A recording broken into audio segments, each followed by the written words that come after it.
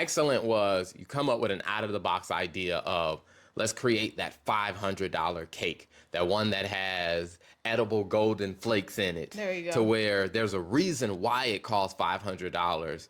And then what you do is you come up with a mini cupcake option that people can still get a taste of the cake if they're not willing to pay $500, but they will pay a premium price because they know these cupcakes are the same recipe as the $500 cake. So they'd be willing to occasionally spend a huge premium on those cupcakes. Got it. All right, that's perfect. Thank you, Terrell.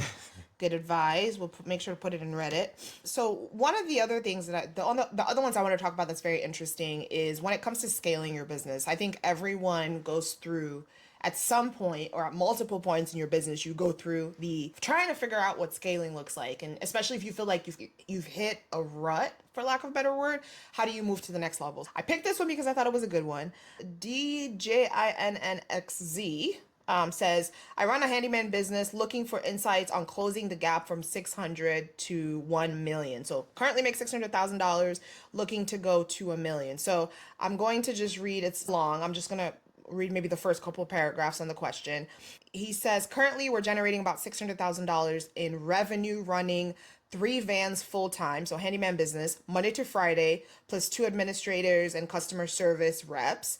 We don't work on weekends and have no plans to. It's not worth the quality. Okay, he talks about that. The biggest issue I've seen in is in scheduling. Actual billable hours and worked hours have way too many fluctuations.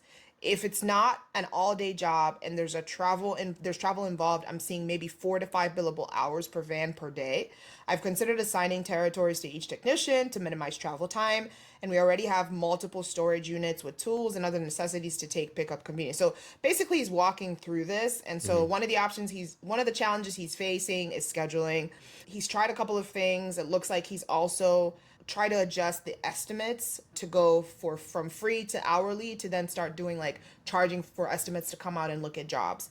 So he's just looking and saying, what are some tips advised aside from just landing higher paying jobs that you'd suggest to close the gap? Advise on scheduling efficiencies. Currently, to technicians year to date have made about 225,000, while the tech I have on estimates is only at $90,000. So looking for some advice on some things I can do.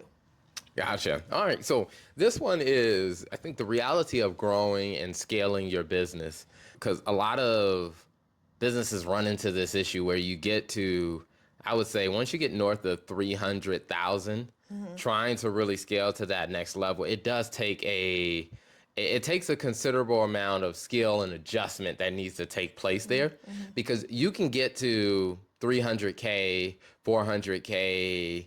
You can get there based on just hard grind work.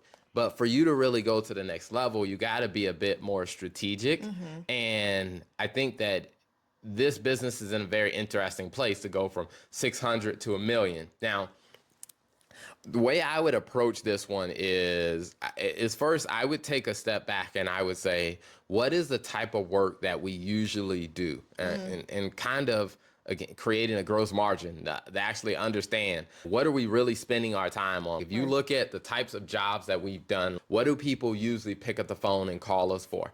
And I think this is where you really got to get and understand your data, because you need to understand what is our reputation. Yeah. And is our reputation for low cost, one off repairs, or is our reputation for more, I guess you say, advanced type of repairs? And I think as you start to understand where your reputation is, then you can start coming up with some creative strategies around, all right, how do we start to drive more revenue? Now, for starters, I think being creative around the estimates. Hey, if you do an estimate and you say, hey, whatever the cost of the estimate is, we'll actually take it off the price of the actual repair if you hire us. So Mm-hmm. we'll come out, we'll do the estimate, and if you choose to go with us to do the work, we'll take it off the price of the actual repair work that we're going to do.